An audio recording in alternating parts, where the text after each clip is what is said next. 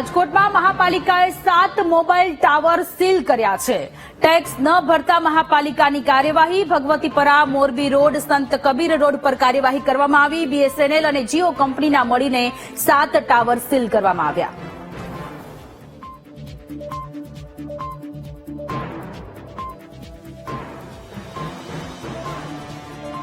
સંવાદદાતા Bhavesh phone line પર જોડાયેલા છે। ભાવેશ, રાજકોટમાં મહાનગરપાલિકાએ 7 મોબાઈલ ટાવર સીલ કર્યા છે, વધુ વિગતો? જી ચોક્કસથી રાજકોટમાં કોર્પોરેશન દ્વારા જે વેરા ઉઘરાણી છે તે કરવામાં આવી રહી છે। એવામાં વેરા વસૂલાતને લઈને જે અલગ અલગ મોબાઈલ ટાવર કંપની છે તેના ટાવરો છે તે સીલ કરવામાં આવ્યા છે। 7 જેટલા ટાવરો છે તે સીલ કરવામાં આવ્યા છે। લાખોનો વેરો બાકી હોય ત્યારે કોર્પોરેશન દ્વારા વેરો છે તે માંગ્યો હતો, પરંતુ આ કંપનીઓ દ્વારા મોબાઈલ ટાવર છે તે કંપનીઓ દ્વારા વેરો જે છે તે ચૂકવવામાં નહીં આવતા અંતે કોર્પોરેશન હવે આ વેરા છે તેને વસૂલવાત કરવા માટે આ જે ટાવરો છે તેને સીલ કરવાની કાર્યવાહી કરવામાં આવી છે।